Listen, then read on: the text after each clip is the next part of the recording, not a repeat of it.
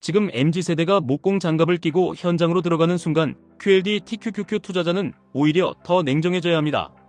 겉으로는 전혀 다른 이야기처럼 보이지만 둘 다 결국 돈이 어디로 흐르는지, 어떤 일이 남고 어떤 일이 사라지는지 그 구조를 보여주기 때문입니다. 오늘은 블루칼라의 역전이 왜 시작됐는지, 그리고 그 흐름 위에서 QLD TQQQ를 어떻게 다뤄야 계좌가 살아남는지 바로 핵심부터 말씀드리겠습니다. 요즘 사람들 마음속에 이런 질문이 생겼습니다. 대학을 나와 사무실에 앉아도 불안한데 몸을 쓰는 기술직은 오히려 일이 넘친다. 이게 진짜인가? 다큐에 나온 사람들은 한결같이 말합니다. 블루칼라는 땀의 가치를 아는 사람이고 가치가 올라가고 있다는 것을 현장에서 느낀다고요. 목공, 타일, 도배, 필름, 청소, 미장, 용접, 전기, 로봇 시스템 통합, 조선소 시운전까지 분야는 달라도 공통점이 있습니다. 손끝의 숙련 현장 판단, 사고를 막는 감각, 사람 사이에서 전수되는 경험, 이게 핵심 경쟁력이라는 점입니다. 여기서 중요한 포인트는 블루칼라가 단순히 힘든 일이 아니라는 사실입니다. 그들은 자기를 노동자라고만 부르지 않습니다. 엔지니어라고 말합니다. 쟁이라고 말합니다. 만들어내는 사람이라고 말합니다. 이것이 인식의 전환이고 이 전환이 돈의 방향을 바꿉니다.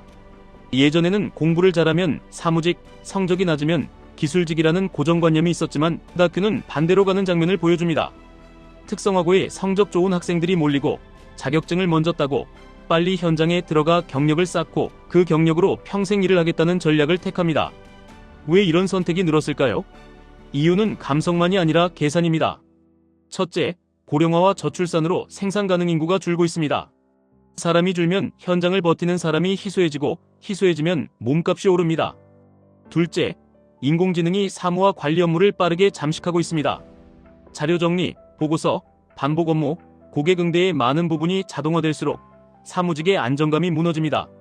셋째, 기술직은 단순 반복은 기계가 대체할 수 있어도 복잡한 현장 변수와 안전 판단, 손기술의 미세 조정은 여전히 사람이 강합니다. 다큐 속 미장공이 말하죠. 자재 산출은 인공지능이 어느 정도 맞춰도 어디를 깨고 어디를 붙이고 어떤 순서로 마감할지는 결국 사람이 판단한다고요. 그럼 여기서 QLD TQQQ는 왜 튀어나올까요? 많은 분들은 QLD TQQQ를 나스닥 상승에 올라타는 가장 빠른 방법으로만 이해합니다. 그런데 레버리지는 수익만 키우는 도구가 아닙니다. 금리, 임금, 물가, 경기, 정치, 심리, 이 모든 변수를 증폭시킵니다. 블루칼라의 부상은 임금 구조와 물가 구조를 바꿀 수 있고 그 변화는 성장주의 밸류에이션, 즉 QLD TQQQ의 체력에 직접 연결됩니다. 예를 들어보겠습니다. 현장 기술자의 임금이 빠르게 오르면 인테리어, 건설, 제조, 유지보수 비용이 전반적으로 올라갑니다. 이것은 생활 물가에 스며듭니다. 물가가 쉽게 내려오지 않으면 금리는 오래 높은 상태로 버틸 가능성이 커집니다. 금리가 높으면 멀리 있는 미래 이익을 현재 가치로 당겨 평가하는 성장주의 가격이 눌립니다. 나스닥은 특히 이 영향을 크게 받습니다. 즉, 블루칼라의 몸값 상승이 나쁘다는 말이 아닙니다. 경제가 움직이는 힘을 이해해야 한다는 말입니다. 그 힘을 이해하면 QLD TQQQ를 잡을 때 손이 덜 흔들립니다. 동시에 반대 방향의 힘도 있습니다. 기술직의 임금이 오르고 사람이 귀해질수록 기업은 자동화를 더 강하게 밀어붙입니다. 로봇, 센서, 산업용 소프트웨어, 인공지능 기반 설계, 생산 최적화, 이런 투자가 늘어납니다. 이 흐름은 결국 기술기업의 매출과 이익으로 이어질 가능성이 큽니다. 다시 말해, 블루칼라의 가치 상승은 기술주의 악재만이 아니라 자동화 수요를 폭발시키는 촉매가 될 수도 있습니다. 그래서 이 이야기의 결론은 단순합니다. 블루칼라의 부상은 QLD TQQQ를 사지 말라는 신호가 아니라 QLD TQQQ를 더 정교한 규칙으로 다루라는 신호입니다.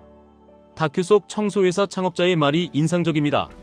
사람들이 무시하던 몸쓰는 일이 오히려 경쟁력이었다. 더럽고 불쾌한 현장을 해결해주는 것이 곧 가치이고 그 가치가 돈이 된다고요. 투자도 똑같습니다. 남들이 싫어하는 순간, 남들이 피하고 싶은 변동성, 남들이 불편해하는 하락, 그 구간을 어떻게 다루느냐가 계좌를 가릅니다. QLD TQQQ는 특히 그렇습니다. 상승장에서는 누구나 천재가 됩니다. 문제는 하락장에서 내가 어떤 사람으로 바뀌느냐입니다. 그래서 지금부터는 실행 규칙을 말씀드리겠습니다. 이 규칙은 복잡한 척하지 않겠습니다. 현장에서 기술이 늘듯이 투자도 반복과 기본기로 이깁니다. 첫째, QLD TQQQ를 인생 역전 버튼으로 취급하지 마십시오. 레버리지는 버튼이 아니라 도구입니다. 도구는 손잡이를 제대로 잡아야 합니다. 손잡이는 비중과 현금입니다. 비중을 한 번에 크게 밀어넣으면 그 순간부터 계좌는 시장이 아니라 감정이 운전합니다. 반대로 현금을 남기고 분할로 들어가면 하락이 와도 다음 행동이 생깁니다. 다음 행동이 있어야 공포가 줄어듭니다. 둘째, 진입 조건을 하나로 고정하지 마십시오. 사람들은 보통 두 극단으로 갑니다. 무조건 적립식만 한다. 아니면 무조건 저점만 잡는다. 둘 다 오래 못 갑니다. 현실적인 방식은 두 겹입니다. 하나는 자동 적립, 하나는 조건부 추가 매수입니다. 자동 적립은 시장에 계속 남게 해줍니다. 조건부 추가 매수는 하락을 내 편으로 만듭니다. 예를 들면 지수가 단기 추세를 이탈했을 때, 혹은 일정 폭 하락했을 때, 혹은 공포 지표가 올라왔을 때 같은 조건을 정하고 그때만 추가 탄약을 씁니다. 중요한 건 조건을 미리 정해두는 것입니다. 흔들리는 날에 조건을 만들면 그건 조건이 아니라 핑계가 됩니다. 셋째, 익절 규칙이 없으면 레버리지는 결국 한 번에 무너집니다. 사람들은 손절만 이야기하지만 레버리지의 진짜 적은 익절을 못하는 습관입니다.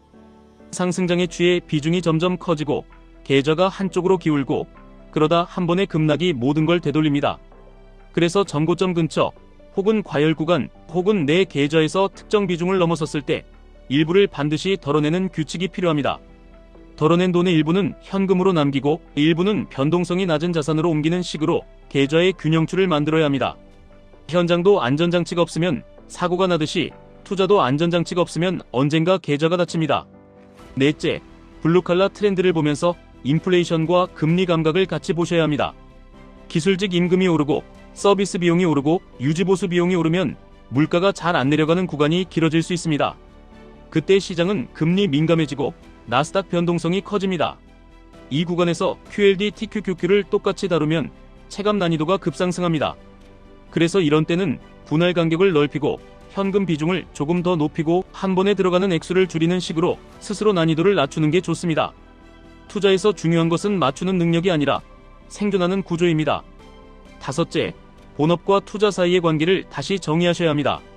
다큐에서 사람들이 현장으로 가는 이유 중 하나가 억압된 분위기와 정신적 스트레스라고 했습니다. 투자도 마찬가지입니다. QLD, TQQQ로 매일 심장이 털리고 밤에 잠을 못 자고 가족에게 예민해지고 본업 컨디션이 무너지면 수익률 이전의 삶이 망가집니다. 레버리지는 내 인생을 편하게 만드는 방향으로만 써야 합니다. 돈을 버는 도구가 내 삶을 갉아먹는 순간 그건 도구가 아니라 독입니다. 여기까지 들으면 이런 생각이 드실 수 있습니다. 그러면 결론이 뭐냐? MZ가 블루칼라로 가는 시대에 QLD, TQQQ는 기회냐 위기냐? 답은 둘 다입니다. 기회인 이유는 자동화와 기술 투자 수요가 더 커질 가능성이 있기 때문입니다. 위기인 이유는 금리와 물가의 변수가 더 오래 시장을 흔들 수 있기 때문입니다. 그래서 우리는 선택을 하나만 하면 됩니다. 방향을 맞추려 하지 말고 구조를 이기십시오. 방향은 시장이 결정합니다. 구조는 내가 결정합니다. 또 이런 질문도 나오실 수 있습니다. 그럼 블루칼라처럼 나도 몸 쓰는 일을 해야 하느냐? 이건 사람마다 다릅니다. 다큐가 말하는 핵심은 직업의 귀천이 아니라 가치가 어디서 만들어지느냐입니다. 어떤 사람은 현장에서 가치를 만들고 어떤 사람은 병원에서 어떤 사람은 사무실에서 어떤 사람은 사업으로 만듭니다. 중요한 건 내가 가진 기술이 시장에서 희소한지 그 희소성이 시간이 갈수록 커지는지입니다. 그걸 확인하면 불안이 줄어듭니다. 불안이 줄면 QLD, TQQQ 같은 변동성 큰 도구를 써도 버틸 힘이 생깁니다. 그리고 마지막으로 가장 현실적인 질문이 있습니다. 지금 들어가도 되느냐? 이 질문에 정답은 없습니다. 다만 정답 대신 규칙은 드릴 수 있습니다. 오늘 당장 풀매수로 해결하려 하지 마십시오. 오늘부터 작은 자동 적립으로 시장에 남으십시오.